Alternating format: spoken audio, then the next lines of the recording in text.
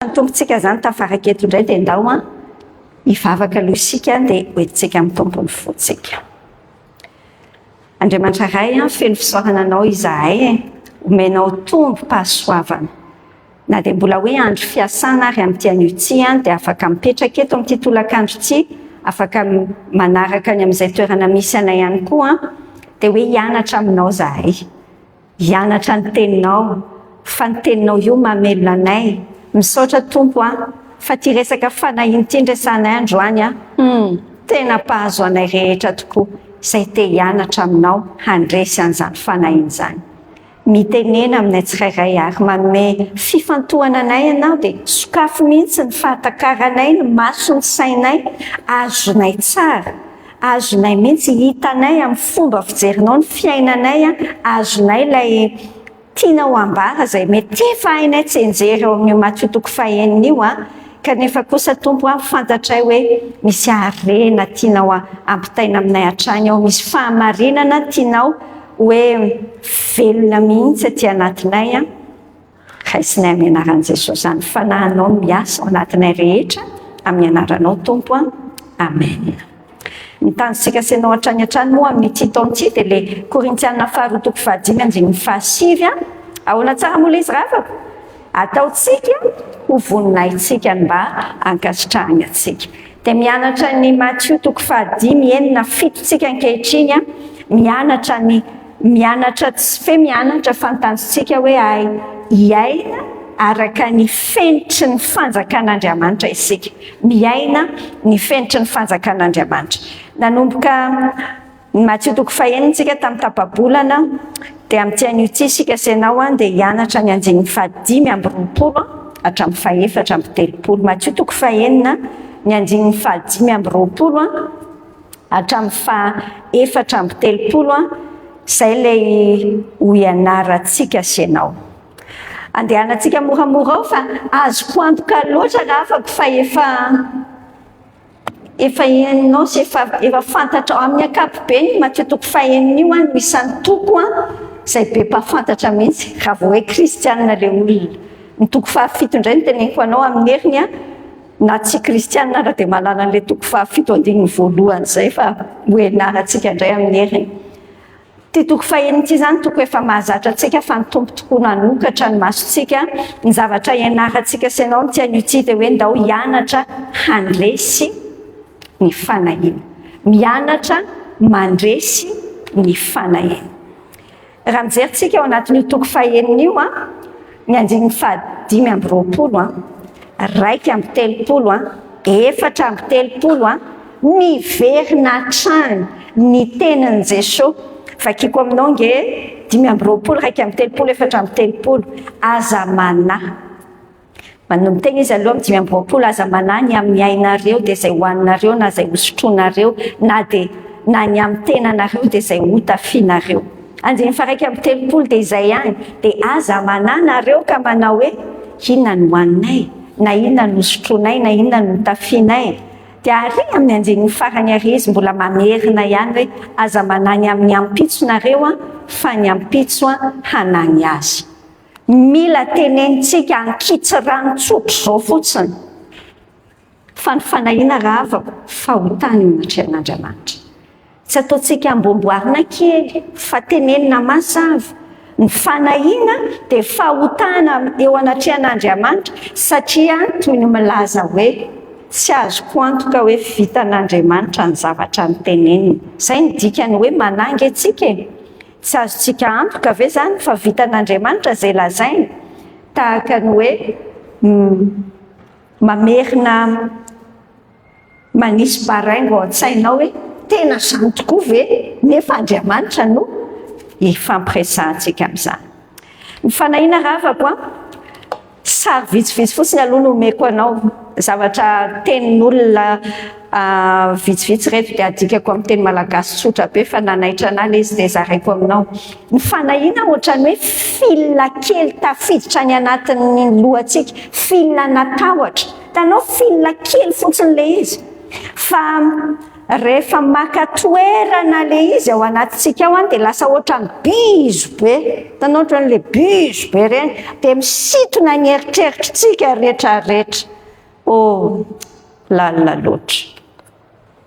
Hitanao ny fanahiana, midikany hoe manany olona anankiray mino zavatra negativa izy zany, mino zavatra mihiby izy, matoky zavatra tsy mahafinaritra, mahazo antoka ny fiaviany loza ary mino ny tsy fahombiazana. Enao moa zany mba dinio kely aloha zavatra inosy ty, mino zavatra negativa, matoky zavatra tsy mahafinaritra, mahazo antoka ny fiaviany loza ary mino ny tsy fahombiazana. Ny fanahiana raha avako dia tena hoe mandany ny fotoana, zavatra mahavery fotoana amin'ilay androany, very ny fotoananao androany, nefa le izy manakorotana ny ampitsonao, manakorotana ny fandraisanao an'ilay fahasoavana efa voahomana rampitso amin'ny alalan'ny korotany lasa. Mampivadika ati-dobe mihitsy le izy. Ny dikany tsy mahazo tombony na dia kely akory foana azy ianao, na kely akory ary, rehefa mandany fotoanany anio le izy mba hanakorotana ny fandraisana ny fahasoavana ampitso amin'ny alalan'ny korotany lasa. Dia mikorotana be daholo foana ny fiainanao. Raha ohatra ka mentsika famaritana tsotra, tenin'olona isan-karazana zany teneniko anao zany, fa mentsika famaritana tsotra ny antsoina hoe fanahiana ravako. Ina ny atao hoe fanahiana? Ny fanahiana midikany hoe manahy dia misy toe-po tsy milamina, vokatry ny fieritreretana zavatra heverinao hoe mampidi-doza. Tena misy le zavatra naforonon'ny saina, dia mahatonga an'ilay olona tsy afaka miaina tsara misitraka n'ilay ankehitriny. Toe-po tsy milamina. Hitantsika ao aoriana kely ao hoe le fiadanana tanteraka, izay no mifanohatra amin'ity hoe manaty. Toe-po tsy milamina vokatry ny fieritreretana zavatra heverina hoe mampidi-doza. Ohatry ny eritreretinao zany hoe misy danger foana eo. Mety tena misy le izy fa mety zavatra ny foronon'ny sainao koa, mahatonga olona anankiray tsy afaka miaina tsara misitraka n'ilay ankehitriny. Ary izay mihitsy ny tena tanjon'ny devoly amin'ny fiainantsika, ahatonga antsika tsy tafiaina tsara an'ilay présent le ankehitrininao. Inona moa zany le izy fa mifandrivotra be zany le saina sy le fo, dia ohatrany kenda zany foana ianao miaina. Mijaly, ndra mijaly, okarisakaizy. Zany mihitsy itenena amin'ny tompo anao tsotra androany hoe aza manahy.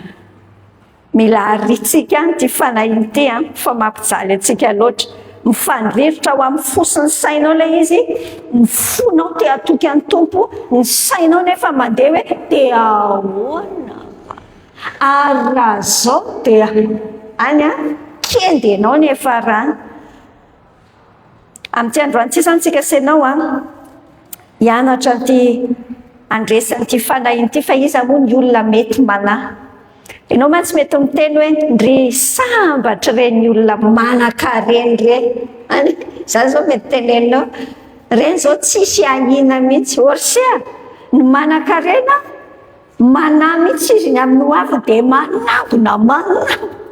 Le olona tsy manana indray manany tsy hisy rehefa avy eo, bref rehefa dinihana. Ny olona rehetra dia mety ho tratran'ity daholo. Ary samy efa tratran'ity daholo mihitsy tsika se. Eo fotsiny zany manontany hoe ohatrany ahoana ny dozy any amin'ny se any, fa ny tanjontsika senao dia hoe ay ve afaka miaina zéro fanahiana amin'ny fiainana. Satria maty no ny fahotako ange Jesosy dia efa nafahany tompo amin'izany fanahiana izany, satria fahotana ny fanahiana. Anio zany tsika senao isainao hoe fa maninona tsika no tsy manahy no tsy mila manahy. Famitinana kely ny zavatra andresantsika tamin'ny heriny no teneniko anao voalohany fa maninona tsika senao tsy mila manahy. Anjery ny 5:20 hatramin'ny 4:20 tsika itenenan'ny tompo hoe aza miary arena aminareo etỳ an-tany. Tenenan'ny tompo hoe jereo ny masonao fa sao de maizina. Itenenany hoe tsy mahay manompo tompo roa tsika fa maninona tsika ny tsy mila manahy. Satria le fanahintsika nge mifototra amin'ny resaka zavatra eto ambonin'ny tany. Nefa le zavatra eto ambonin'ny tany hitantsika tamin'ny heriny izay hoe miaren'ny tany reravako mandalo mora loha.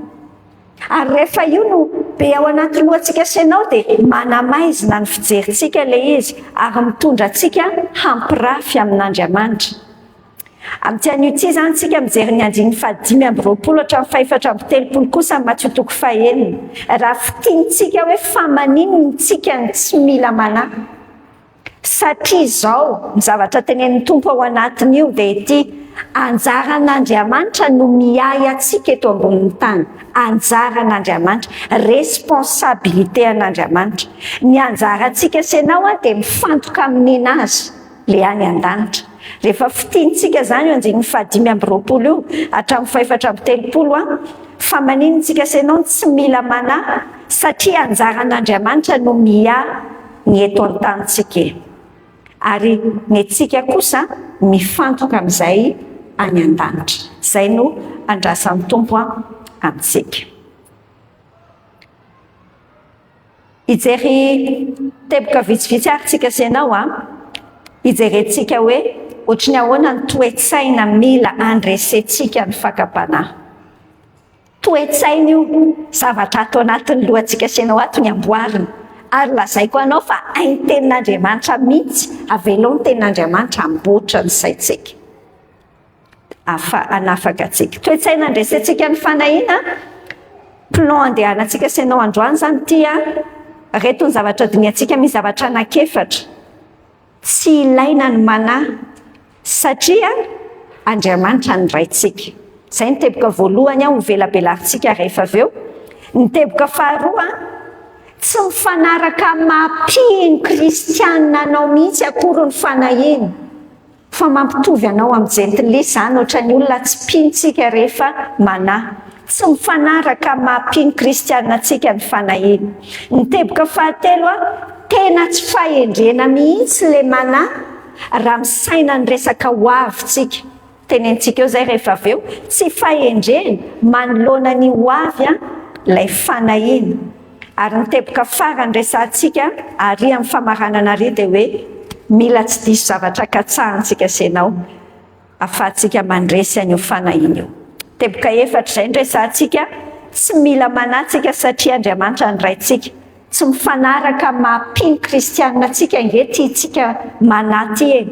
Tsy fahendrena manoloana ny hoavy ny fanahiana ary mila tsy diso zavatra katsahantsika senao raha ohatra ka te handresy an'izay fanahiana izay. Ndao jerentsika ny zavatra voalohany. Ny zavatra voalohany resantsika senao dia izao: Andriamanitra ny raintsika ka nahoantsika no hanahy. Andriamanitra ny raintsika ka nahoana no mila manahintsika. Hanany amin'ny fivelomana ve isika? Mandinika tsara zany tsika mijery an'izay zavatra mety mitondra fanahiana amin'ny fiainanao hoentin'ny tenin'Andriamanitra tsara tsika ao anatiny. Hanany amin'ny fivelomana ve? Raha mamaky ny 5:20 tsika, tasilovakiko aminao mihitsy ilay 5:20 amin'ilay Matthieu 5:9 dia hoy tsara ny tenan'ny tompo hoe: ary noho izany dia lazaiko aminareo hoe aza manany amin'ny ainareo dia izay hoaninareo na izay hosotroanareo na ny amin'ny tenanareo dia izay hotafianareo. Moa ny aina tsy mihoatra noho ny hanina va ary ny tena noho ny fitafiana. Hanany amin'ny fivelomana ve ianao? Ny zavatra isotoman'ny tenin'Andriamanitra amintsika dia ity: omeny fofinaina mahavelona itsika senao. Midikany raha mbola misy aina, raha mbola miaina ianao. Izay ilay teniny hoe aza manany amin'ny ainareo mo ny aina aveo izy tsy mihoatra noho ny hanina ary ny tena noho ny fitafiana.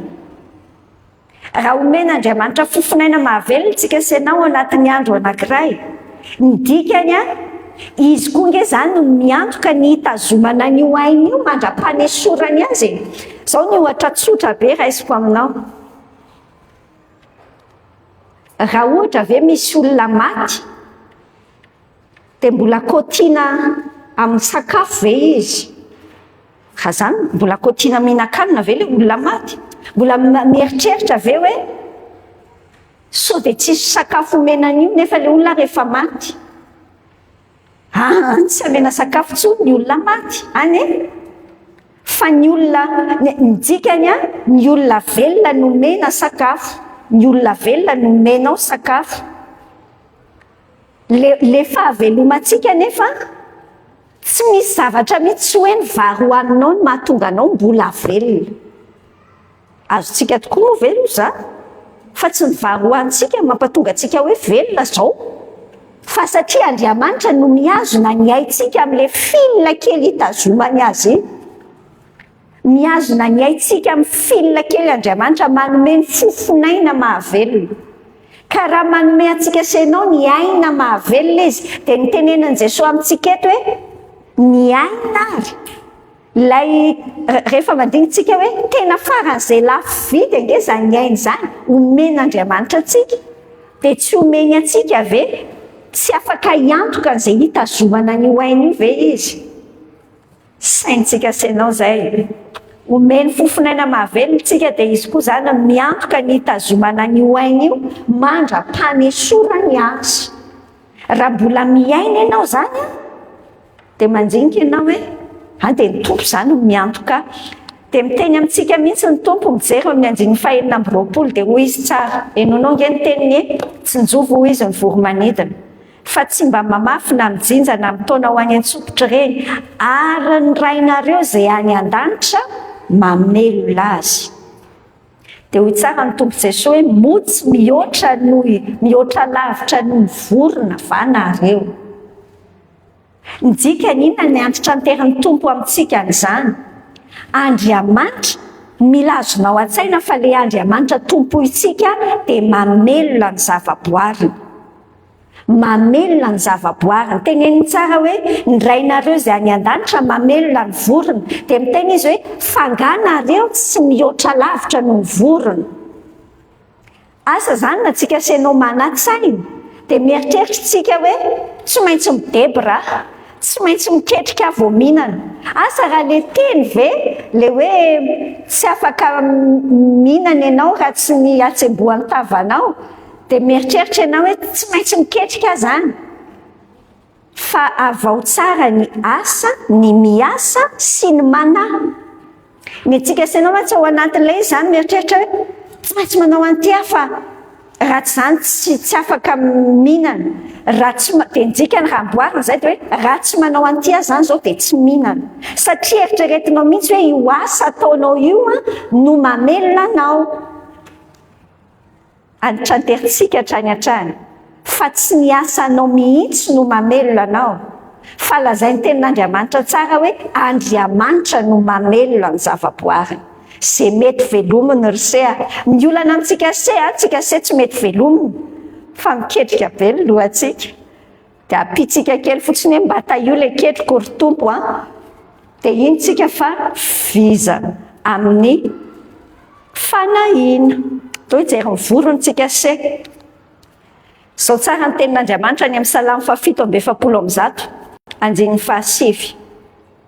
Io Andriamanitra tsika io manome hanina ho an'ny biby izy, sy ho an'ny zana-goaika izay mitaraina. Zany ange tsy atao haingona salamo se, fa zany mihitsy ho Andriamanitra tsika io.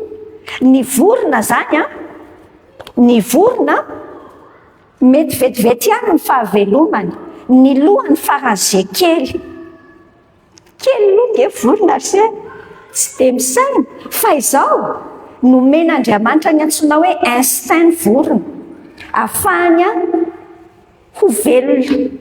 Ao anatin'ilay instinct dia mijery ny sakafony izy, mitady ny sakafony fa tsy ao anatiny fanahina. Ianao zany aza mijery ny vorona dia mety aza dikanao amin'ny vorona ny any amin'ny lohanao, mijery hoe ty vorona tiako mba miasa saina oatra. Rehefa misiotsioka zany le vorona dia miteny hoe zare azao ny ahita haniny, miderany pahary azy iny sia, tsy mahay an'izany le vorona.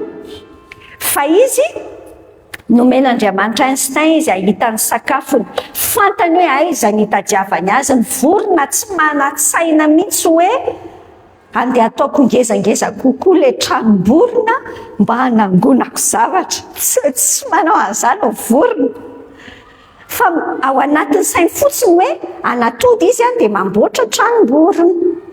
Arak'izay abeany zareo ao fotsiny, fa tsy any anatin'ny sainy vorona zany hoe andeha anangona be izy sao dia tsy misy, tsy any anatin'ny sainy. Raha mijery an'le Matthieu toko 4:4 teo tsika tandremanao sao dia mieritreritra hoe tsy mba miasa zany le vorona, tsy mamafy dia nefa ny rainy mamela sao dia raisinao hoe za koa zany dia tsy asa fa zany ny antsoina hoe tsy manahy. Tsy miandro fotsiny, tsy misy vorona mihitsy dia manao ohatr'izao eo amin'ny lanitra fotsiny izy dia misy kakana milatsaka ao anaty vavany. Tsisy an'izany. Fa ny vorona mandeha mitady izy, tady any anaty rano izy, maka trondro, arakarak'izay karazan'le vorona. Tsy miandro fotsiny izy fa mandeha mitady fa izy aloha raha afako dia tsy manao hoe tsy ahita. Dia nahita vorona tsemboka be ianao, dia nahita vorona mistress manao ohatr'izao ny eto amin'ny andron'le vorona, tena mistress be ty vorona ty. Tsy manao an'izany ny vorona. Izay ny tenenan'ny tompo hoe jereo ny voro-manidina. Fa satria Andriamanitra mamelona azy, miaina fotsiny izy, miaina fotsiny. Dia ohatran'izay koa ny andrasan'ny tompo amintsika sy ianao. Andriamanitra ny raintsika, ka nahoana tsika sy ianao no hanahy. Ny dikany tsy mila manahy zany tsika ny amin'ny fivelomana, izay ilay voalohany teo, satria Andriamanitra ny mamelona antsika. Omeny atsika izay sahaza antsika, omeny atsika manao garantir an'izany ny tompo hoe ny tompo no manome izay ahafahantsika miaina. Anjarantsika tsy hoe tsika zany hoe tsy mitady izy tsika teo fa miasa tsika, misokatra. Mpianatra kely ianao dia mianatra ianao zany, zay ny asanao, manao izay tokony ho ataontsika. Fa tsy mametraka ny fanahintsika na ny tokontsika iray manontolo hoe ino ny mamelona antsika fa Andriamanitra ny mamelona. Ny toy andray zany zao, hanany amin'ny fahavelomana indray ve zany tsika sy ianao. Le teo hanany amin'ny fivelomana ve ianao. Zao indray zao tsika mametraka amin'ny fanontaniana hoe hanany amin'ny fahavelomana ve ianao. Matthieu toko 4:7 ny vakitsika. Zao tsara ny tenin'ny tompo hoe izy aminareo na dia manahy azy no mahay manampy ny andro iainany na dia kely monja azy. Atao anatin'ity fahavelomany ity mihitsy raha afaka.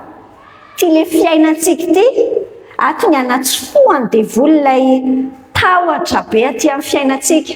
Le tahotra ny mifaty, le tahotra sao dia marary, sao dia maty. Zao ny zavatra mazava, fitaka be mihitsy ty fanahiny ity. Indraindray tsika sy ianao mieritreritra hoe malina fa tsy matahotra, ohatrany hoe prudent fa tsy matahotra. Fa andao jerena tsara hatrany amin'ny fakany mihitsy, sao dia matahotra ianao mbola matahotra ny faty ve zany zao ianao ty. Ndresara antsika ombieny eny tamin'ity taon'ity, satria tian'Andriamanitra mihitsy ianao mankafy tsara ny fahavelomanao. Ary ianao tsy afaka mankafy ny fahavelomanao raha tsy vonona tsara no faty. Raha tsy iainanao mihitsy le Filipiana toko 1:20. Kristy no antony hahavelomako ary ny fahafatesana no azahoako tombony. Raha mbola matahotra ny faty tsika tena rembony devoly foantsika, resy ny fahavalo. Lasa mampiazakazaka atsika amina zavatra samihafa, amina odin-javatra samihafa hoe ohatra ny tady ho faty fa ndao anao ody makatso makaroa mandeha reny mitaiza olona sy ny sisy reny, mora voafitaka be tsika. Tandremo mba tsy ho voafitaka ianao isaina hoe malina hony ianao zany, prudent hony ianao. Nefa kay mbola atosiky ny tahotra. Ny zavatra mazava raha afaka dia tia zavatra azotsika sainao tsara zany. Ninona ezaka ataon'izanizy eto ambonin'ny tany eto, rehefa hoy ny tompo hoe tapitra ny fiainana se dia tapitra ny fiainana se. Tsy zay, tsisy hevitra mihitsy. Ny fiainana dia maneho atsika tsara zany, fa tsy ny antitra ny maty fa ny tapitrandro ny maty. Na olona tsy mino mahay an'izany. Fa vao mainka tsika sainao fa mahafantatra tsara hoe vahiny sy mpivahiny tsika, miomana ho any amin'ilay mandrakizay. Andriamanitra zany mamaritra ny fotoana havelomantsika eto, ary ny tediavin'Andriamanitra dia tiany hiainantsika tsara le fiainana eto. Le hiainantsika tsara hoe ahoana? Tsy ao anatina vesatra lalandava. Dia ahoana raha izao, dia ahoana raha zao misy an'ity resaka mpangalatr'olona ity amin'ny fiainana. Lalina be mihitsy nge zay andehanantsika rehetra eto amin'ity firenentsika ity, indrindra raha eto Antananarivo. Tsy misy zone rouge zany eto firenentsika, eto Antananarivo, raha eto Antananarivo no lazaintsika any. Tsy misy mihitsy toerana hoe any aminay kosa aloha milamina be, tsisy azany. Tsy misy hoe ora io ndray na amin'ny 7 alina io na amin'ny 5 arivo io, misy zavatra mampididoza foana eny an-dalana. Tsy misy hoe taxi moto ny andehananao sa taxi bisikileta sa bus sa tomobile anao sa tsy misy hoe azo antoka zato isan-jato fa tsy aninona. Tsisy azatra se any dia eo mihitsy zany tsika sainao ny mandinika. Ny tediavin'ny devoly ao anatin'izany dia tena hoe iorohorotsika, tsy hivoaka ny trano intsony fa miafina kely ao ambany latabatra foana, ohatra ilay mba mitadidy lazaina iny hatrany. Fa hoe matahotra, manahy, sao dia maty. Manany amin'ny zanatsika, manany amin'ny hoavintsika isika, manany amin'ity fahavelomany ity. Dia zao ny zavatra mazava. Fiza moa zany dada sety izy. Le Andriamanitra raitsika nge no efa fantany, efa any nge ny data se, efa sao dia se mieritreritra hoe ataoko tsara mihitsy le hoaniko tsara le tandremako be mihitsy le sakafo dia ao ny tokony se ao. Dia rehefa tsy ny tandremany se kely, tonga dia vazavazainy se le mpanampy fa diso le sira, matsirafy ny tena mamono ahy mihitsy ianao fa ohatra tsy ny siran-daoka anao tsy izany angeny ahatonga ny hoe tsy le daty indray le daty azonao, fa le daty efa any. Tian'Andriamanitra hiala ao anatin'izay ny lohanao, fa hoy izy hoe ndao hiaina, andao ianao vavilombelon'le fiainana be da be omeny Jesosy. Raha vao misy an'le fanahiana tsy mety le izy sia. Andriamanitra no mamaritra ny fotoana havelomantsika dia tiantsika hiaina tsara an'le andro tsirairay. Ndao ihany tsika sainao aloha androso ane dia resahantsika indray ny zavatra mampanahy manaraka eo amin'ny 9:20 hatramin'ny 30 amin'le Matthieu 5:9. Henonao le teny, nahoana no manany amin'ny fitafianareo tenio tsara ny faniry ny voninkazo any an-tsara, tsy mba miasa na mamoly ireny. Nefa lazaiko aminareo fa na dia Solomon natao amin'ny voninahiny rehetra aza tsy mba nitafy tahaka ny anankiray amin'ireny. Ary raha niahitra ny an-tsaha izay any anio ka atsipy ao apatana rapitso no ampitafian'Andriamanitra toy izany, tsy maika avanareo kely finoana. Eto indray zany zao hoe hanany amin'ny fivelomana ve ianao, zay le voalohany teo, hanany amin'ny fahavelomanao ve ianao, ny amin'ny ainao, sa hanany amin'ny fitafianao. Amin'ny ankapobeny rehefa misaina tsotra fotsiny tsika dia dimanjato otrisa dia mahazo firipy tsy manana fitafiana. Fa au fond le zavatra mampisaina antsika ao anatin'io jereo angentsika senao amin'ity resaka le hoe fitafiana le zavatra anaovantsika ka isehoantsika eo anatrehan'ny olona. Matetika ao tsika no misy raharaha misabotsy, tsy hitovy aman'olona zao fa dia le akanjo tamin'ny 3 taona ihany ve zao no entina amin'io.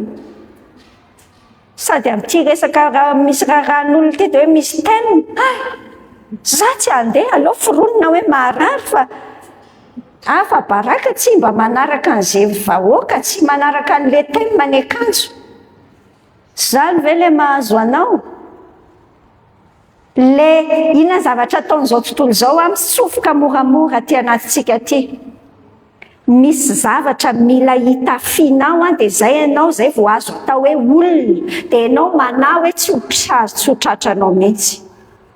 Manahy ianao hoe tsy hitovy amin'ny olona mba manana telefonina Android, ndry tsy manana za mihitsy dia manahy ianao hoe tsy mitovy amin'ny olona ny zavatra ivelany amin'ny fiainanao.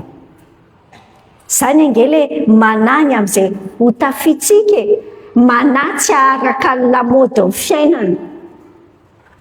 Orsea tena mahareraka koa aloha le manaraka an'izany fa na andeha gauche ianao na droite tsy maharaka an'izany makaiza mihitsy koa ianao, sady tsisy antony anarahana an'izany mihitsy. Aza ty zao tontolo zao raha teo ny tenin'Andriamanitra. Jesosy eto mitarika antsika hoe mba jereo kely aloha ny voninkazo ao an-tsaha, jereo ny voninkazo any an-tsaha. Inona ny zavatra ambaran'ny Tompo amintsika ao anatin'ilay izy? Tenenin'ny Tompo amintsika hoe tsy misy maharaka ange ny hatsaran'ny voninkazo ao an-tsaha ny zavatra amboarina rehetrarehetra. Raha mijery fotsiny tsika zao hoe asa ianao rehefa nijery an'ireny vonina voninkazo ireny, mahavariana be reny ny hatsaran'ireny, ny fofony manokana. Raha tsapainao le izy tena hafa mihitsy ny rose fotsiny ohatra zao dia misy karazany be da be, misy rose ohatran'ny velours zany le voniny, misy le fleurany misy isan-karazany. Dia miezaka ny olombelona miezaka mamboatra mitovitovy amin'ireny, fa tsy aharaka mihitsy raha jerena amin'ny microscopy tsy maharaka ny hatsaran'ireny mihitsy akory ny zavatra artificiel rehetra ataondra olombelona. Tsy misy maharaka ny hatsaran'ny zavatra amboarina, tsy misy maharaka ny hatsaran'ny voninkazo any an-tsaha mihitsy ny zavatra amboarina ety an-tany. Nefa le zavatra eny an-tsaha, le voninkazo vetivety monja ohatr'izany, zavatra miserana kely, natao hoany am-patana raha le izy après bozaka natao hodorana, dia nefa karakarain'Andriamanitra, anaovan'Andriamanitra tena hoe ampisehoan'Andriamanitra ny fahatsarana. Dia hoy ny Tompo miteny amintsika hoe fa maika ve nareo ry kely finoana. Eto zany tsika senao dia andinika tsara fa ohatry ny ahoana aloha zany ny tena fandraisany setian'Andriamanitra. Iza ho anao io Andriamanitra io? Inona ny eritreretinao hoe vitany na ataony na ny tiany atao? Fa miankina amin'izay mihitsy ny mampatonga antsika senao hoe manana tsy ny Tompo zany maka exemple tsara amintsika, maka ohatra hoe jereo ny vorona velomin'Andriamanitra ireny, nefa vorona vetivety fotsiny. Jereo ny voninkazo Enao nefa mbola ianao manana fiainana sarobidy lavitra mihoatra amin'izany, manana antom-pisina fanontenen'Andriamanitra ny amin'ny Genesis hoe noforoniny tahaka ny endriny. Ny bozaka amin'ny voninkazo nge tsy niforonina tahaka ny endrik'Andriamanitra nefa karakarain'Andriamanitra. Eto zany ny tompo tena te hampisainantsika mihitsy hoe mba adinio kely aloha fa iza moa ianao amin'Andriamanitra ary iza ho anao Andriamanitra. Zao raha vao mila tadidinao fa Andriamanitra no tompony zavatra rehetra. Andriamanitra no tompony zavatra rehetra. Mila tsy adinonao fa Andriamanitra no mpifeny zavatra rehetra. Sady anazy zany zao rehetra zao, zany ny teny, zany milaza ny amin'ny tenin'Andriamanitra hoe any Jehovah ny tany sy izay rehetra eo aminy. An'Andriamanitra daholo rehetra rehetra io, izy ny tompony. Rehetra rehetra, rehefa mitenitsika hoe rehetra rehetra, any amin'ny boky ny Hagai 2 izy miteny tsara hoe an'Andriamanitra ny volamena sy volafotsy. Raha misy ariary tonga any aminao dia satria Andriamanitra no mpanomeny zavatra rehetra. Omeny amin'izay tiany hanomezana azy ary esoriny amin'izay tiany hanesorany azy. Izay tsara ilay tenenin'Andriamanitra tamin'ilay mpanan-karena adala tao amin'ny Luka 2:20. Iny ty ataonao ty ry adala, to mikapokapoka kibo mihitsy hoe mifalia fa mifalia miravoa, mihinana tsara fa manana harena be. Dia hoy ny tompo hoe androany alina ny esoriko aminao ny ainao dia ho aniza daholo ireo o ry adala. Andriamanitra no manome, hoy ny bokin'ny Joba, Andriamanitra koa no maka. Hitanao rehefa mahita an'ireny olona mpanam-bola be ireny ianao, aza mitsetra azy akory na dia kely akory azy, fa tsy manana niny mihitsy izy raha tsy Andriamanitra no namela azy aminy. Tena mety tao anatina kolikovelona sy fangalarana mahagaga fa mbola fandapon'Andriamanitra ny anarana iny eo am-pelatana. Io Andriamanitra io averiko aminao tsara, izy ny tompony zavatra rehetra, izy no mpifehy mikontrôle ny zavatra rehetra ary izy ny mpanome ny zavatra rehetra. Enonao amin'ny herintsika mbola hijerany Matthieu 7 fa jerentsika avy hatrany amin'ny androany ity, vakitsika ny anjeny 7 hatramin'ny 1:20 ao Matthieu 7.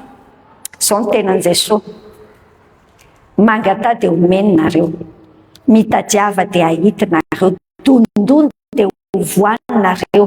Fa izay rehetra mangataka maro, izay mitady ny mahita, izay mandondona no voany. Enonao tsara ny sigatra amin'ny 1:20. Iza moa aminareo raha angatahany zanany mofo no hanome azy vato, ary raha angatahany hazan-drano no hanome azy menarà. Na dia ratsy azy, mahalala hanome zava-tsoa ny zanakareo, tsy maika ava ny rainareo izay any an-danitra no hanome zava-tsoa an'izay mangataka. Sainy mihitsy raha hafa fa iza ho anao Andriamanitra? Raintsika nge izy, zany ny dikany hoe nandray an'i Jesosy tsika. Raha efa nandray an'i Jesosy mazava ianao dia tenenin'ny tompo hoe izay rehetra nandray azy nomeny hery ho tonga zanak'Andriamanitra dia izay mino ny anarany. Ny dikany, Andriamanitra rainao, izy no manome ho anao, izy no manome ho anao. Dia tsy manana plasy mihitsy na dia kely akory aza zany ny fanahiny. Fa impirimpiritsika sy ianao miaina ohatra ny kamboty velondray, izay mihitsy ny zavatra tena ataony devoly aty anatintsika. Eritreritsika hoe efa azotsika ny hoe manana daditsika fa ohatrany hoe dada lavitra be zany. Manana rainga antsika dia hoy ny Hebreo 4:4 dia ny 5:20 hoe aoka isika anatona ny seza fiandrianan'ny fahasoavany amin'ny fahasahina mba azahoantsika fandrapo sy fahasoavana ho famonjena amin'ny andro mahomby. Fa manina ianao mihafahafa amin'ny Dadandriamanitra e? Mihafahafa tsika sy ianao matetika.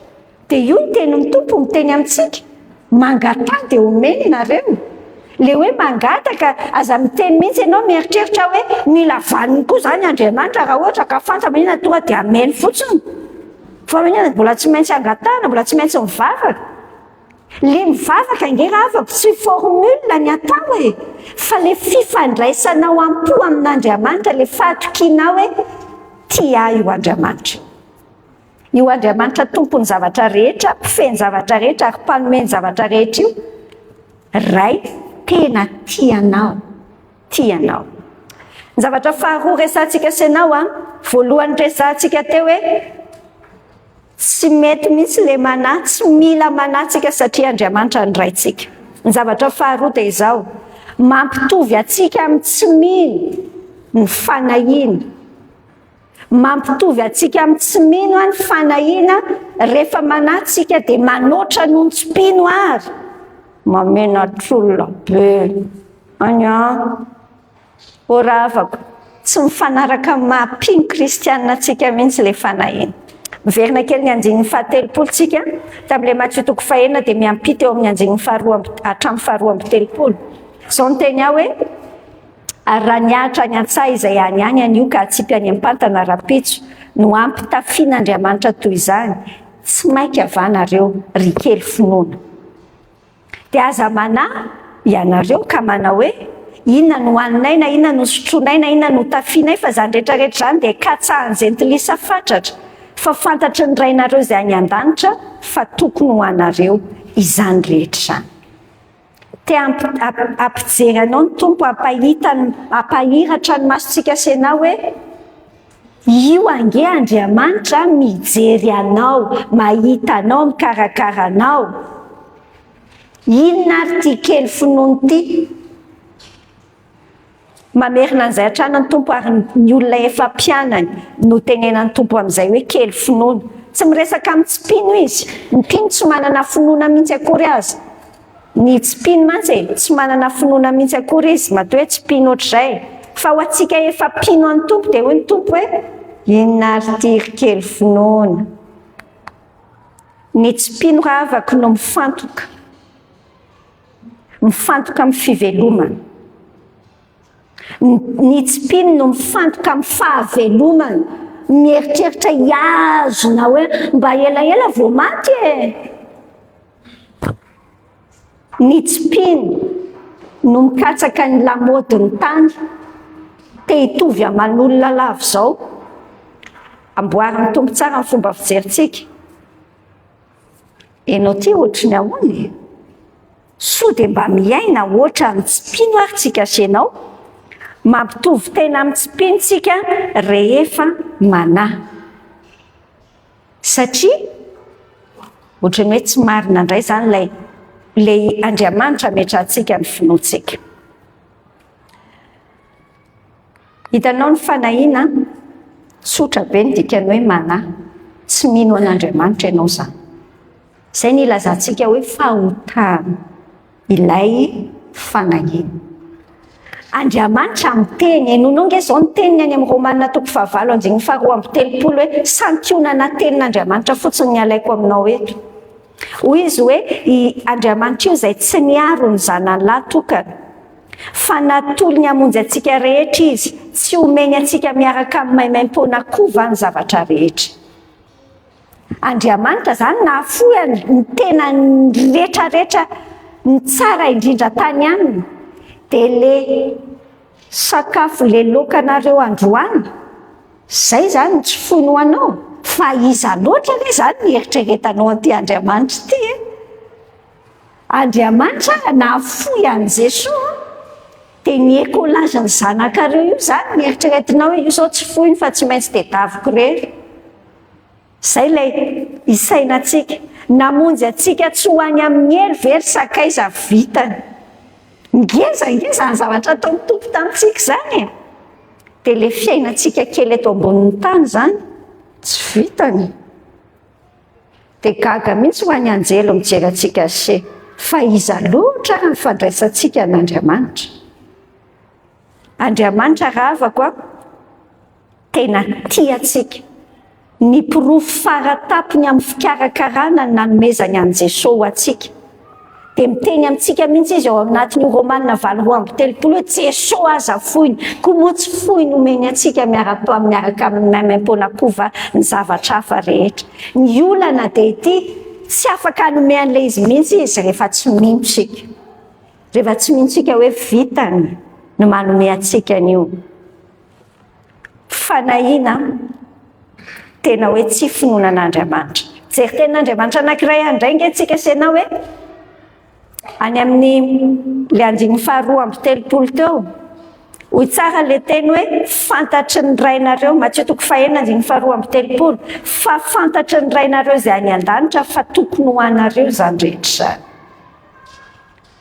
Hoy aminao hoe fahazonao ve hoe fantan'ilay izy? Ny olana amintsika zany dia ohatrany tsy mino tsika hoe, ohatrany tsy mino hoe fantan'ilay ilaiko, dia mila zay ihany no miketrika anazy. Zany ange le paozintsika senao mandeha amin'ilay fiainana, tsy mino hoe fantan'ny ilaiko, nefa ny tompo miteny tsara hoe fantatry ny rainareo izay any an-danitra fa tokony ho anareo zany. Tsy hoe tsy miteny amin'ny tsony, tsy hoe tsy mangataka, fa ny teny mihitsy izy teo hoe mangatà dia omeny.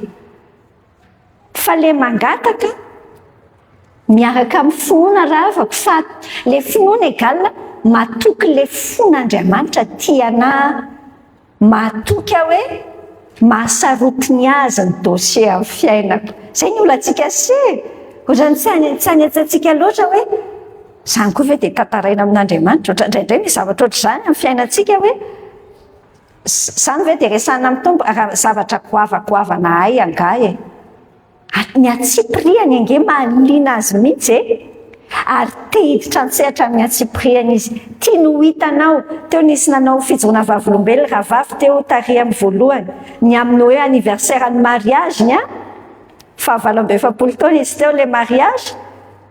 Ny tena tsy hoe manana zavatra be atao ahoana ny vady tsy miasa intsony. Tamin'ny 3 taona lasa nandeha tany amin'ny restaurant dia eo zany Jesosy tsisy restaurant tsony zao amin'ity. Ay ny tompo efa nieritreritra zavatra hafa. Nandalo an'ilay poissonnerie dia le tompon'ilay poissonnerie ny teny hoe tia ny trondro se, fantatry ny tompo tsara fa ny trondro ny laoka tia indrindra. Dia ny dikany amin'ny anniversaire mariage dia mihinana trondro. Azonao an-tsaina moa zany ange le fomba fiahiny ho Andriamanitra io. Rehefa juste matoky anazy fotsiny tsika, matoky fotsiny hoe fantatrao ny ilaiko Jesosy. Any anatin'ny fonao any ny zavatra raha tsy voalazanao akory dia gaga ianao hoe ary mbola tsy voateny ny vavako akory fa efa fantany endry ravako. Ndaontsika senao hitombo amin'ny fahalalana ny tombontsika io. Inona koa misy tenin'Andriamanitra zao any amin'ny Filipianina 4:7-10 hoy tsara Paoly miteny hoe Andriamanitra ahatanteraka izay rehetra tokony ho anareo araka ny hareny amin'ny voninahitra no ao amin'ny Kristy Jesosy. Ny olana antsika senao mahatonga antsika senao manahy tsy mintsika hoe vitany manome an'ilay ilaitsika. Sainy mihitsy ange sa mahatonga antsika senao tonga dia miketrika lalapoza be da be, iza reny afaka indramana voly aiza ndray reny isambotra lalapoza be da be hoe ay mila mahafantatra niza re vao tafavoaka ty zanako ty mba ho tafiditra fonctionnaire, mila manao inona re vao tafiditra le re-engagement sa inona le miaramila le zanakao orsia. Zao ny tenany tompo. Andriamanitra ahatanteraka izay rehetra tokony ho anareo. Matoa zay le tsodrano teneniny Paoly satria zay ny kapasite an'Andriamanitra ravako. Vitana ny manome ilainao fa mivenao. Sa ianao aloha mbola iodina ary any dana indray ary aloha miodina mijery hoe ary zao ny mahavita. Indraindray anao mieritreritra hoe le vadin'olona iny no mahavita anao. Indraindray le tovovavy kely mieritreritra hoe mila bandy manana saosisauce be mihitsy vao mahavita anao. tena saotrana mivaritena mihitsy. Ok tsy mahavitatsika mahatanteraka lan'izao tsirairaiky io tenin'Andriamanitra amin'ny Filipiana 4:7-10 hoe ahatanteraka zay rehetra tokony ho anareo. Ary ny fomba anaovany azy tsy pitipitiny kely fa araky ny hareniny voninahiny ao amin'i Jesosy. Mbola misy tenin'Andriamanitra iray ihany meko anao. I Petera. Ty Petera ty raha avako ty aloha tena sefon'ny mpanahy mihitsy tao anaty baiboly tao miaraka tamin'i Jesosy. Mahafinaritra be nge ny tantaran'ireo mpianatra ireo fa ohatra tsika se mihitsy koa. Feno fanahena iny izy mivoa ianao tao amin'ny sambo tao ary mba te-hiteny amin'i Jesosy alevo vao nandeha mijery ny ranomasina nanandry maty ary tompo. So ihany ny tompo fa mamonjy. Ino ny tompo fa miteny hoe za tsy maintsy ho faty. Manandra izy hoe problema be sa ny tompo. Ok tsy sanatria aminao mihitsy zay. Be fanahina be ty nga Petera ty. Fa izy mihitsy nefa rehefa navaoziny tompo izy de fantany. De izy no miteny amin'ny Petera voalohany 5:7 hoe apetra ho aminy ny fanahina rehetra. Fantatry le zalahy ty ny kapasité an'i Andriamanitra. Le kapasité an'i Dad'Andriamanitra. Hoy izy hoe apetra ho aminy fanahina rehetra fa izy no mianareo. Fa manino tsika sy ianao manahy. Tsy mino nge tsika hoe te hanome atsika an'le ilaitsika Andriamanitra. Matahotra zany tsika sy ianao na mieritreritra hoe Andriamanitra zany ve zao tsy ohatran'ny tezitezitra amiko lalandava. Le averina foana le hoe tsy mendrika. Ianao aloha tena tsy mendrika mihitsy. Fa ny dikany hoe nandray an'i Jesosy nge hoa ianao tsy hainao tsony hitan'Andriamanitra. Rehefa mijery anao Andriamanitra, Jesosy no hitany. Zay ny antony anaovantsika ny vavaka amin'ny anaran'i Jesosy. Ary rehefa Jesosy no hitany, dia Andriamanitra tsy mahay afa-tsy ny mitia anao. Te mihitsy izy. Te hanome anao ny ilainao. Faza manahy ianao. Io fitiavan'Andriamanitra io matetika no asitsika baraingo be any anaty lohantsika any hoe za nge fa nanao an'izao dia mbola mety ho tiany ve? Misy zavatra manjoa antsika dia eritreretintsika kapoka be mihitsy ty. Mety fanitsian'Andriamanitra anao dia mety eza ahitsy ary. Rehefa mahitsy ianao dia aza mbola eritreretina dia kapoka ihany fa nga izy Andriamanitra ohatran'ny olona ohatrantsika sy ianao hoe manala ny fony ao anatin'le problemantsika. Dia ataoko mananina tsara mihitsy aloha probleman'ity amin'izay afaka mihitsy ny fahatezerako aminy. Tsy zany ange. Tsy tezitra amintsika tsony ange Andriamanitra. Fantatrao moa izany? Tsy tezitra aminao intsony Andriamanitra. Na manota azy ianao raha efa nandray an'i Jesosy ianao. Satria ny fahatezerany 100 isan-jato efa natotony tao amin'i Jesosy. Dia tiany ianao sa manatona azy. Tiany ianao raiky piti aminy. Izay ny tadiavin'Andriamanitra. Manohy tsika sy ianao ravako zavatra fahatelo zao ndresantsika. Tsy fahendreny le miahy. Manahy io fa tsy miahy. Le manahy ny amin'ny hoavy. Tsy fahendrena ny manahy ny amin'ny hoavy. Enonao tsara ny 4:7 misambikina kely any tsika dia miverinao amin'ny 3:7 tsika mamarana rehefa avy eo. Tsy fahendrena ny manahy ny amin'ny hoavy. Zao ny Matthieu 4:7 miteny hoe ary amin'izany dia aza manahy ny amin'ny ampitso ianareo fa ny ampitso hanany azy. Ampoany andro ny ratsy miseho eo aminy. Tsara ny manomana ny hoavy. Tsy hoe ny dikan'ity hoe aza manahy ny ampitso tsy hoe akory hoe zay lalany any fotsiny lalany fa za tsy hanao nininona amin'ny fiomanana amin'ny hoavy zany. Tsy izay mihitsy. Tena mila miomana amin'ny hoavy mihitsy tsika. Finoana mihitsy ny fiomanana ho an'ny hoavy. Mandeha amin'ny finoana zay tsika satria fantatritsika hoe tsy hatreto amin'ilay androany fotsiny no ilan'ny tompo atsika dia manomana ny hoavy. Kanefa kosa ravako tena fahotana ny mana ny am'le hoavy. Tsara le manomana ny hoavy fa fahotana ny mana ny hoavy. N'Andriamanitra dia te-teny amintsika tsotra raiso ny fahasoavana ho amin'ny anio. Ny anio. Ao amin'ny anio nanomana n'Andriamanitra ny fahasoavana roa izy any amin'ny Korintiana 4:12 ampy le fahasoavana ho amin'ny anio. Ny rapitso ampy ny fahasoavana ho amin'ny rapitso fa mbola tsy hitanao le izy androany.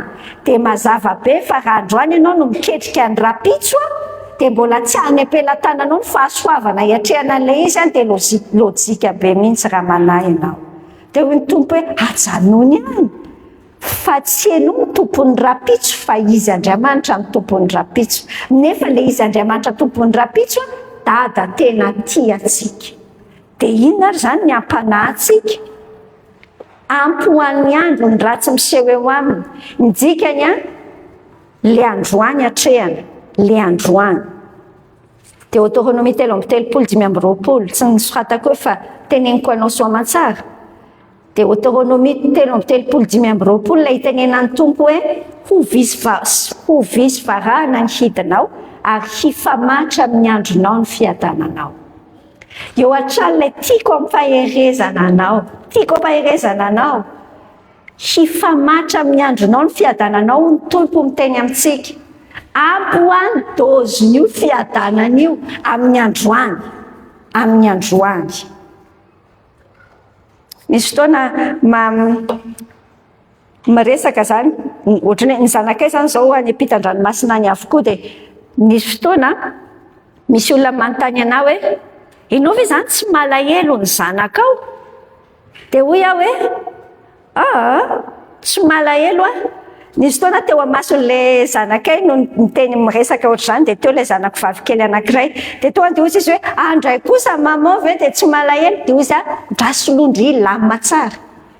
Le hoe tsy malahelo tsy hoe akory hoe any ianao dia zay fanarahanao amin'ny fiainana any fa izao za tsy mandany fotoana andehana hoe sao dia mba maninona any ary le zanako, sao dia maninona satria izao fantatro fa ampy ny fahasoavana, ampy ho anazy any dia ampy ho anahy aty hiatrehako tsara zao zany zao aloha fiainanay any ampitany sasany dia zay aty ok ary dia njika alaiko zany ny fahasoavana ampy ho amin'izay fa za zany no misainatsaina dia ahoana zany ny afaka zao toa dia ina fefafandeha inona ny asanao saina amin'izany fa amin'izay indray anao no misaina an'izany rehefa tonga le izy dia misaina an'le izy. Ianao ve tsy efa niaina ohatran'izany mihitsy saina ange ohatran'izany mihitsy zao niainako tamin'ny Marthe Hervé maty tamin'ny 2018 tamin'ny 2015 tadidiko mihitsy tamin'ny 2015 no nahafantaranay hoe ohatrany ahoana le aretina mahazo an'i Marthe Hervé dia tamin'izay zany tena tamin'izay tany anatiko tany feno an'io fanahiny mihitsy Andriamanitra ho faty zany ty mamanay ty kelikely ohatr'izany le any tany an-tsaiko soa ihany fanamboaran'ny tompo be tao anatiny. Iny tenin'Andriamanitra any amin'ny Deutéronomie 3:13-20 iny mihitsy le nanamboaran'ny tompo. Tiana aza manahy ianao fa amin'ny fotoana dia ampy ho anao ny fahasoavako. Tamin'ny fotoana nankany Jesosy amin'ny Marthe Hervé dia tena zay totaly tsotro zao foana fotsiny tany anaty lohako. Tsy nisy mihitsy tany anatiko nandritra ny fotoana rehetra. 24 décembre Marthe Hervé ny maty dia 30 décembre tsika nandevina. Tsy mihitsy tany anatiko hoe nalahelo hitanareo maty mamana tsisy azamy mihitsy tany am-piangonana no nitomany mahita le olona be tabe dia nalahelo an'le olona be tabe koa fa tena niainako mihitsy hoe ahoana ary zany any anaty zany kalma be anao any anaty any misy fanantenana misokatra any anatinao amin'le fotoana iainana azy raha alohan'le fotoana ianao no misaina le zany dia ahoana re ny iainako an'izany zay amin'le fotoana mihitsy nge amin'le andro Hitanao io andro io raha vao mbola misokatra io andro io efa fantatra Andriamanitra nge isaky ny andro misokatra ho aho hoe firikilao zao ny problema hiatra aminao androany any a zany angena izy amin'ity 17 juillet ty firikilao 3 kilao sy 10 zay ihany ny problemanao androany 23 kilo 500 zay mihitsy zany zay le hoe mifamatra amin'ny andronao ny fiadananao zay mihitsy zany ny fahasoavana any aminao matoa ianao mahatsiaro hoe matahotra tsy nalainao zay le izy fa navelanao tao fotsiny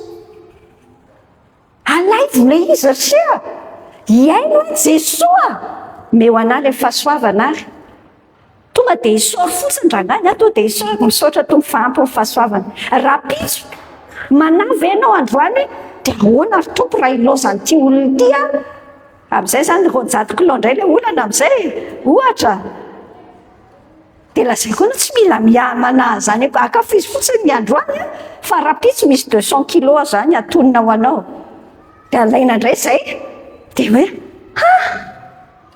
mahafinaritra be tsara be nge miaraka amin'ity Jesosy ty rafako ampy ho tsara ny tegna amin'ilay fitomanina iny haitsika sainao loatra vaovao isa maraina ny famindram-pony io famindram-pony io tsy mahalany ritratsika ho ilay fitomanina fahatelo anjeny faharoa amby roapolo ary vaovao isa maraina ohatra ny exemple ny mana nomen'Andriamanitra mihitsy tsy misy rehefa ny mana tsy misy hoe anangona kely kokoa no zava sao dia tsy misy rapitso masiso iny ny anao misy fotoana fahasoavana masiso no etose azafady ka misy zany tsisy azafy fahasoavana masiso zany vaovao isa maraina le izy satria le fiainana tamin'ny maliny mbola hiatrehany sy an'le androany ny androany nge hiainy tsara ny androany dia ankafizo tsara fa eo Andriamanitra io tsara farandrindra ary faefatra farany resantsika mifantokaizany fiainany sety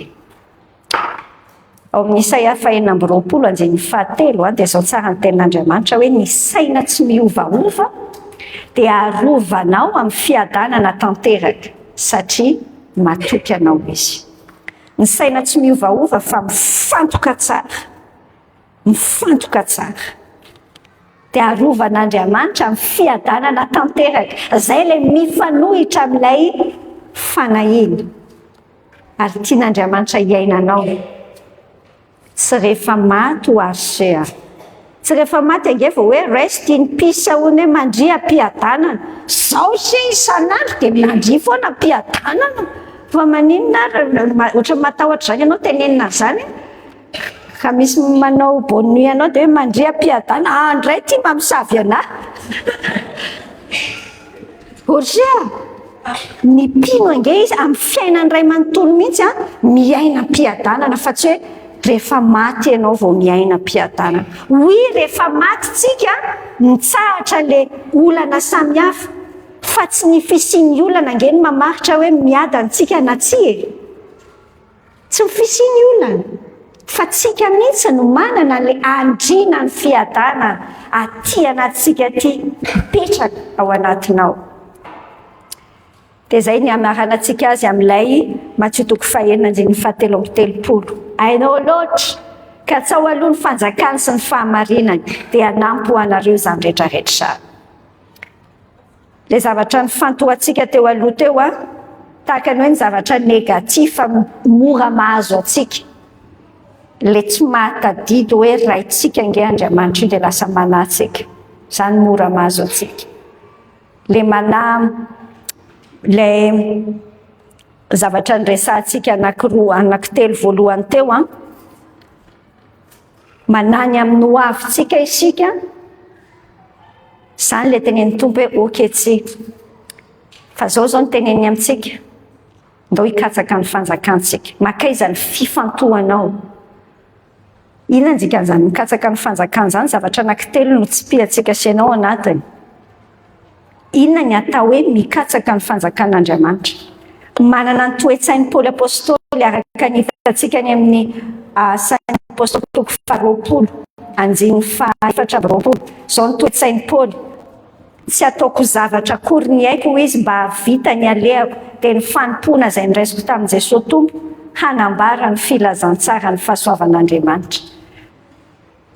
Zay lay fanjakan'Andriamanitra mila katsahantsika hanambara ny fahasoavana ny filazantsara ny fahasoavan'Andriamanitra mba hanampy ny olona ho tafiditra ao anatin'izay fanjakan'Andriamanitra izay. Zany ve no imasoanao fa satria zany ny antom-pisitsika dia ny olona iantoan'Andriamanitra amin'ny fiainana risea ny olona mikatsaka ny fanjakany. Ndikany hoe mikatsaka ny fanjakan'Andriamanitra manampy ny olona ianao ho tafiditra ny fanjakan'Andriamanitra. Zay ny voalohany. Inona koa ny dikan'izany hoe mikatsaka ny fanjakan'Andriamanitra raha mijery ny amin'ny Romanina 4:10 amin'ny fahafito ambin'ny folo dia zao ny tenan'ny Tompo. Ny fanjakan'Andriamanitra hoy Paoly dia tsy amin'ny fihinanana sy ny fisotroana fa fahamarinana sy fiadanana ary fifaliana ao amin'ny fanamasina. Inona zany? Ny dikan'ilay hoe mikatsaka ny fanjakan'Andriamanitra tsy any amin'ilay resaka hohanina sy sotroana. Zany fantatra hoe Tompo miandraikitra anany amin'izany. Tsy zany ny fantohanao. Tsy zany ny antony ivavahanao hoe handray tsodrano azo fitahiana ao amin'izany.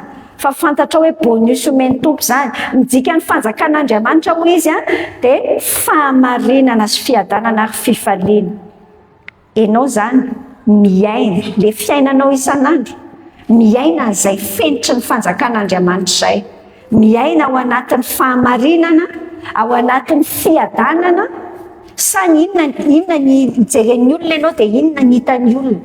Olona mpatahotra sy feno fanahiana lava sy feno tebotebo lava. Olona motomoto dava. Izany angerisele hoe miaina ny fenitry ny fanjakan'Andriamanitra tsika. Miaina le fahamarinana, ny fiadanana, ny fifaliana. Iainantsika le fenitry ny fanjakan'Andriamanitra.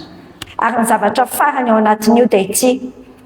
Petera 2:3 ary amin'ny andininy 2:12 hoy tsara ny tenan'ny Petera miteny hoe sady manantena ny mampahafaingana ny havian'ny andron'Andriamanitra izay ahamay sy ahalevina ny lanitra ary handoro sy hampiepy ny tenany zavatra rehetra.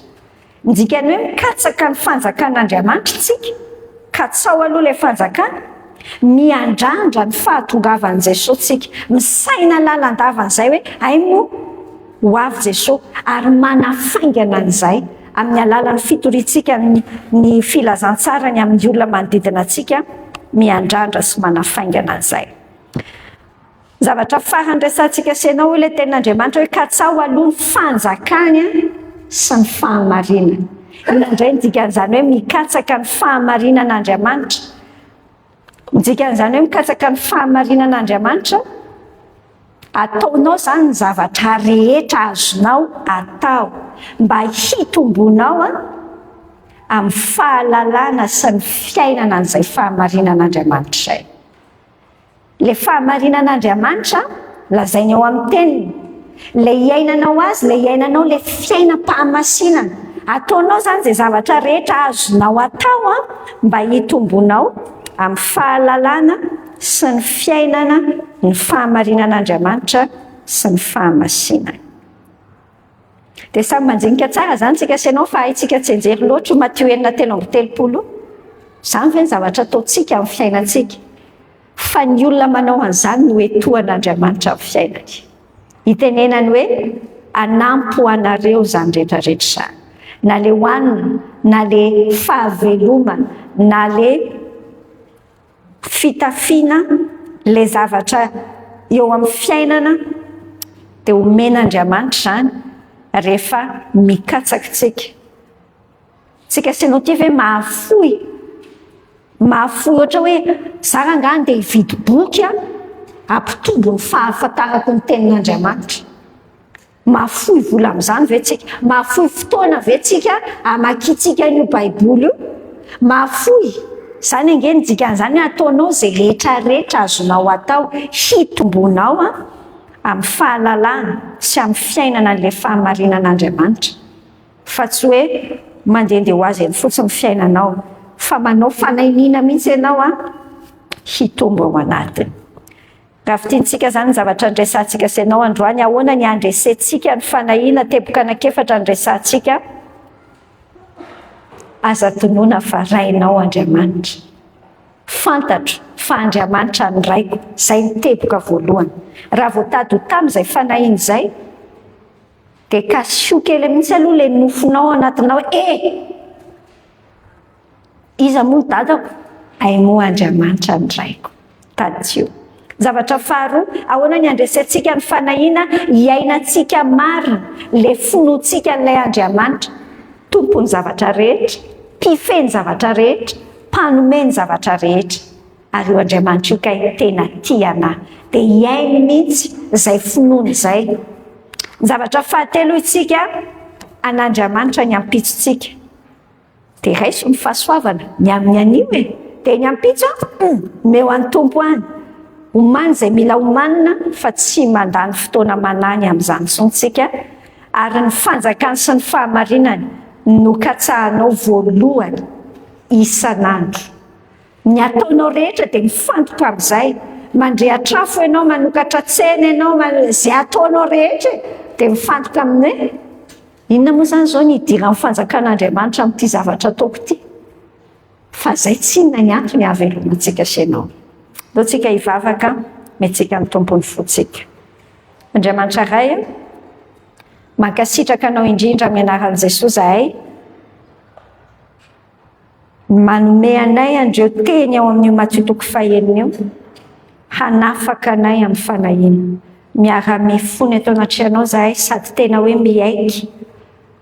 Mampalahelo loatra tokoa zahay tompo, ary mampalahelo loatra le toetra anay hoe ianao efa nahafoy an' Jesosy mihitsy mba hahatonga anay tsy hoverany amin'ny afo be, nefa izay mbola mana le fiainanay kely eto ambonin'ny tany, nefa ny mandrakizay anay ary ny etoanao. Jesosy mifona aminao amin'izany fanahiana izany zahay. Mifony zahay tompo raha ohatra ka mbola ilay fivelomana mameno be ny sainay fa adinonay fa ianao kay mamelona anay. Mifony zahay tompo raha ohatra ka mbola matahotra ny ho faty lalandava. Mifony zahay tompo raha ohatra ka ilay fampitahanay ny fiainanay amin'ny hafa no manery anay dia lasa manaza hoe so dia afa-baraka eo. Andriamanitra, moa ianao mpiantoka anay ray manontolo veloma ao anatin'ny fony tsirairay avy, ary ny ahatadidy, ny ahafantatra isam-potoana mihitsy fa ianao Andriamanitra kay ny rainay. Velaro ny fahalalana ianao, ahatonga anay hatoky be tsotra be fotsiny. Matoky ianao, matoky ny amin'ny ampitso. Mifona mihitsy izay ny amin'izay fanahinay ny amin'ny ampitso. Na ny ho anay, na ny ho an'ny zanakay, ny amin'ny ho avy ny manodidina anay. Andriamanitra, menay anao zato isan-jato, iny le izy. Anao zany ho ampitso io, ampio zahay ny tafandray an'le fahasoavana efa vao omanao ny amin'ny androany, ny amin'ny anio. Dia mankafy tsara anao. Andriamanitra, misaotra anao fa ianao mampianatra anay hikatsaka, mampatsiahy anay hikatsaka ny fanjakanao. Ampio ho marina amin'ny fiainanay tsirairay avy zany. Ho tadidinay, ho laharam-pahamehana ary tsy miova amin'izay ny direksion amin'ny fiainanay, mikatsaka ny fanjakanao sy ny ahafantatra sy hiaina ny fahamarinanao. Misaotra tompo. Jereo ary ny fiainanay amin'ny andavanandro. Ianao miandraikitra manome ny ilaina tokoa amin'ny fotoana ilana azy araka ny teninao. Matoky anao zahay tompo. Misaotra tompo fa afaka miara mivavaka ho an'izay zanakanala fanadinana amin'ny alatsinainy, mety isanala baccalauréat ny zandry kely, zanakay ny zandrinay ny ray tapo. Andriamanitra, miaraka amin'izy ireo ianao ary miay anay amin'ny lafiny rehetra ao anatin'izany. Misaotra tompo mamangy manokana ny olona ao anaty tsy fahasalamana zao tsika sianao teny zao. Hitanao na eto olona io, na any an-trano le olona, na any amin'ny hôpitaly any, fangio manokana indrindra reny olona mahatoky anao reny. Jesosy ampaherezo izay manana olana, mety tsy takatra ny saiko mihitsy ny olana, fa tena mavesatra miary mahatonga azy ho ketraka dia ketraka. Sokafo ny maso ny ahitany fa ampy ny fahasoavanao Andriamanitra. Dia omeo azy ny ahafantatra ny lalana tokony alehany. mankasitraka manome fahendrenanay. Mianay sy ny ankonanay ianao a, dia ho hita amin'ny fiainanay mihitsy iainanay, izany hoe le fanjakanao kay fiadanana sy fifaliana ao amin'ny fanamasina. Izany izao notononoko amin'ny anaranao Jesosy, iainanay tsirairay avy afaka ny fanahiny satria ianao Andriamanitra ny mpiantoka anay. Amin'ny anaran'i Jesosy ny anaovanay ny vavaka. Amen. Amen.